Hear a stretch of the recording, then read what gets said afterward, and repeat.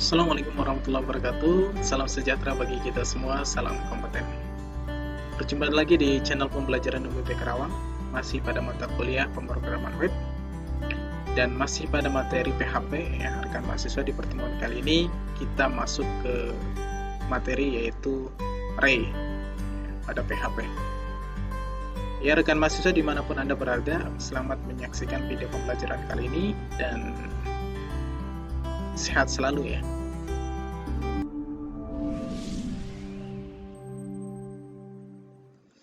Ya, baik. Di pertemuan kali ini saya akan coba untuk menjelaskan terkait array yang ada di dalam pemrograman PHP. Oke. Untuk pengertiannya sendiri, array merupakan sebuah tipe data ya, yang digunakan untuk menyimpan sejumlah variabel dengan tipe data yang sama. Nah, variabel-variabel yang disimpan dalam sebuah array ini mempunyai nama yang sama, ya, kemudian jumlah aktual elemen sebuah array dapat diketahui dengan menggunakan fungsi count. Ya, jadi kalau nanti rekan mahasiswa berbicara mengenai query data, ya, ini count if ini atau count ini bisa digunakan untuk menghitung jumlah array atau mengetahui jumlah array-nya. Nah, contoh di sini array sebuah buah-buahan ya. Ini buah yang ke 0 ya. 0 1 2 3 4 5 karena array ini memiliki indeks ya. Ini indeksnya 0 1 2 3 4 5. Ini untuk isinya ya. Ada semangka, ada nangka, ada anggur, ada apel, ada salak, ada manggis ya. N sama dengan count ya. Count ini nantinya akan dihitung ya, buah tersebut. Ketika kita print, maka jumlah buah yang terdaftar pada array tersebut adalah n ya, berapa jumlahnya.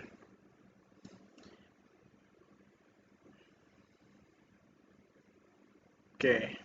Kemudian di sini ada print buah terakhir dalam daftar adalah buah ya. Berarti n kurung siku n ini akan mengartikan bahwa buah yang paling terakhir ya. Oke.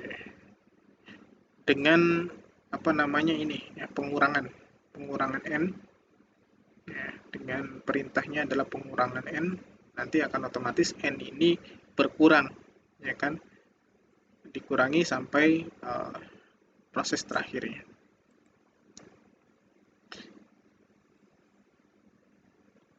Kemudian ada pernyataan for yang digunakan untuk menampilkan elemen array ya. Di sini dimulai dari satu sintak hingga sintak lainnya. Untuk deklarasi array tidak dicantumkan dalam indeks PHP, secara otomatis akan memberi indeks sendiri ya. Nah, contoh misalkan seperti ini ya. Nah, ini untuk pengindeksannya, buah ke 0 adalah semangka, ya kan, buah ke 1 dan lain sebagainya. Ya, untuk mengindeksnya adalah dengan kondisi for ya. I sama dengan 0 ya, kemudian I ya, I ini akan di count ya, buahnya, kemudian akan diurutkan, akan ditambahkan sampai isi array tersebut terpenuhi. Kemudian inisialisasi variabel ya, pada PHP ini juga kita bisa menginisialisasi variabel ya, yaitu menggunakan fungsi array untuk melakukan instalasi array-nya.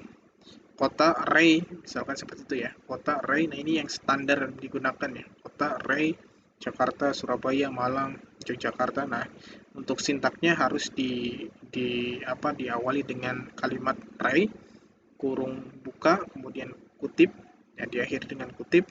Ketika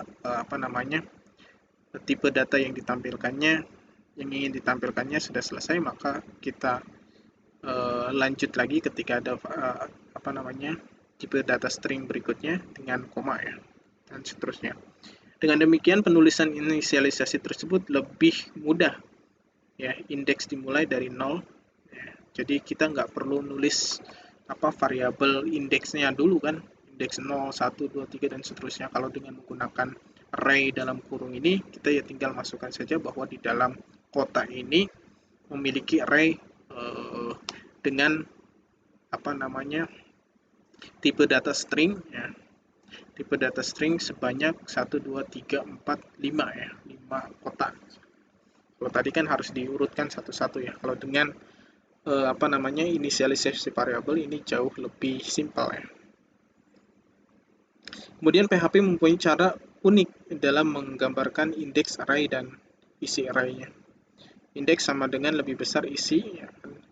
Arti dari operator sama dengan lebih besar ini adalah referensi ke isi dari array-nya.